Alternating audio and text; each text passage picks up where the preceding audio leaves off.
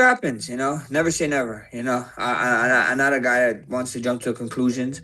We're gonna go out there, do what we do, and we figure out after that. If it's I have history with the champion at 155.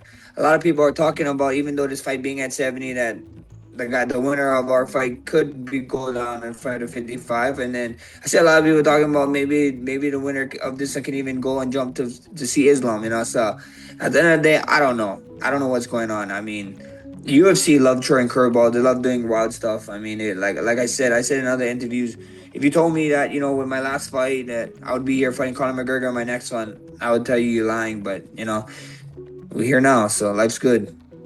Yeah, and it's so interesting. Your past 3 fights here, these rematches with Dustin and Charles, and now Conor. They're like for 10 years or more past the first fight. We've never really seen this, and you got 3 times in a row. Can you at least learn anything from those past experiences of doing those long gaps between the fights? Not really. I mean, it's just different fights, right? It's just every fight is different, and especially with 10 years, you're a different fighter, bro. I know I saw the interviews. I know you're going to bring it up and say that him saying that I'm not a different fighter and blah, blah, blah. It is what it is. He can keep telling himself whatever he got to tell himself. I just need him to come and show up July 11th, and get in that octagon, and then, we can find out if he's right or wrong. Will you be manifesting this in a way for almost 10 plus years? I was going through all our old phone interviews that we would do, old school style, just over the phone. And I found one from March 2015 where I asked you about potentially rematching him. This is what you said. I'd do anything.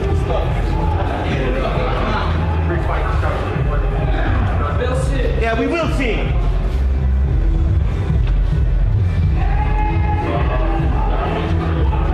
The Max has been in there and how long he's been in there, and I realized, it's still there, the passion and the attention that danger will be everywhere inside the octagon from Max. So we are well aware of him in this gym, in this camp. That's it. Do you think he's improved since that fight?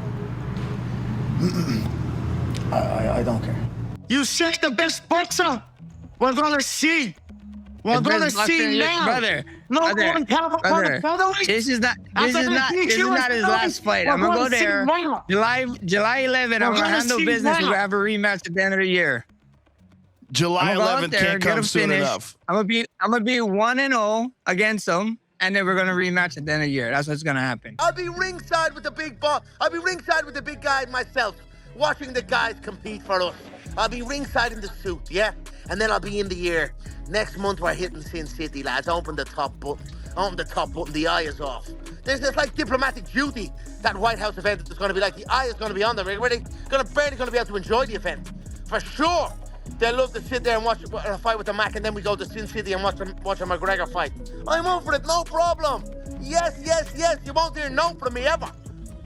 All right, so it's 170, International Fight Week. You're saying yes to everybody. There really should be no issue then.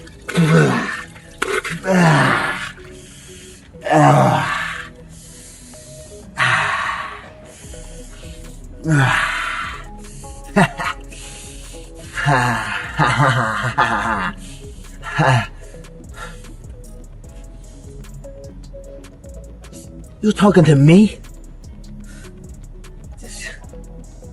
We're together, me and you.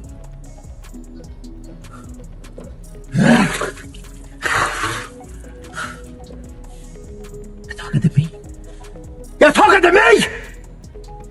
You're doubting me? It'll shake a lot of things up, whoever wins that fight. Because Masvidal called out Conor, and Masvidal really wants Masvidal's too big for Conor. I mean, Conor fought at 170. Yeah, but he shouldn't have. Right. I hated that he did it. So you don't have interest. Not only did I hate that he did it once, I hated that he did it twice. So he doesn't belong at that weight. You don't like him at 170? No. Oh yeah, he cracked Conor with that big right hand. He stood up enough to just say, I'm gonna sit here and take a few, and I'm gonna give a few, but then he went to probably what his game plan was, I would assume. Well, you have to stand for a little while, because if he just shoots in, he'll get caught with a knee or caught with a punch rushing in. But he landed the bigger shot. There was one big giant shot that was landed in that fight, and it was by hand. Things just went completely off the rails. After hearing Conor McGregor's trash talk and non-stop threats, The best response is no response. instead of talking about Sometimes you don't have a response, so. Faded off a 30 rack. She's so on like a light switch, flirting back. There's nothing wrong with the way that she's working that. Fight with Conor McGregor. That is absolutely what happened. Right. So this is a guy that's been jerked around a little bit. Now, I'm not here to endorse what he said in this. To me, there's plenty of blame to go around on everybody, and everybody should wash their hands of it and move. Dan Hardy explains that combat sports need structure, clear contenders, and respect for the biggest stars. Many fans feel Max Holloway's confrontation with Conor McGregor takes attention away from what truly matters, settling rivalries inside the cage. Critics argue that charging at McGregor outside competition sends the wrong message and only fuels unnecessary controversy instead of proving that's who the the kind better of fighter fight that is on Conor Fight Night. needs. My only thought is that it's the lack of organisation. Like people, and this is why boxing's suffering at the moment, is people like to be able to know who the champion is. Because not everyone's a hardcore fan. Not everyone follows the sport every week and follows who the contenders are and who's challenging for what title. You need to be able to step into a sport and go, that's the champion, that person's the best, and all of these people around them are aiming to get to where they're at. And kickboxing has been so fragile. Conor McGregor completely dismisses Max Holloway's confidence. What you got to play, generic drops for days. Still the people, baby, bring it back. I'm so gone, faded off. Even if Holloway manages to connect, he will simply laugh and continue walking. He warns Max that this is a completely different level. Reality for two immortal MMA surnames. You're not gonna lay a glove on me. And even if you do lay a glove on me, I'm gonna laugh in your face. It's another world here against me, and it's another... As the opener favors the pace, stamina, and intensity of the Hawaiian. One man is about to be drowned in it. Not everybody even returns from that injury. Critics argue that As a 21-year-old, Max Holloway Move up skill and put his finger pointed at the ground. The best response is no response. Sometimes you don't. When you're taking a younger fighter and putting them against the old dog, it normally doesn't end well for the old dog. Well, the thing is about Max Holloway is Max Holloway isn't that much younger than Conor. He's not. But the thing is, Max has been in constant high-level competition the entire time. Daniel Cormier explains how mind games often become part of combat sports, especially when fighters try to provoke reactions before a contest. After Max Holloway's Interesting to see how Holloway responds to the pressure fighter, and it's explain why these drops are so lame. It's money buying you back. I'ma rip this shit till my bones collapse. Wells that saw a flow state sniper speak his biggest moments into existence. It's like, what you doing, babe? This is wrestling, but it's a combat sport. And then he turns away like, oh my God, what is wrong with this guy? Gatilov was greatest actor in the world history. He knew what he did. Ilya Topuria reminds everyone that results inside the cage matter more than emotions outside it. How about the Vegas pop for Max Holloway? He has built this fan base organically, right? Fans argue Max risks distracting. 30 rack, she's so on like a light switch, flirting back. Outside competition only adds pressure on Holloway, while McGregor appears eager to settle everything where it truly matters, inside the back. You already have a 7 professional defeat. I had 0.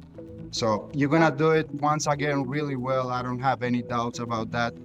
You are a great example of that. And he has dealt with a lot of controversy outside and inside. He's got what I want. And believes fighters will naturally try to distract It was an unspoken bond forged on neutral. Many fans see the incident as an attempt to get under Conor's skin. Critics argue McGregor has dealt with Young is about to come as ready-loaded as that legendary left hand. Understanding him. I did not even know that he did this. I have no problem with it from a sportsmanship standpoint. If you were trying to throw your opponent off and you were trying to do things to distract him physically, and you think that you have one to do verbally, go right ahead.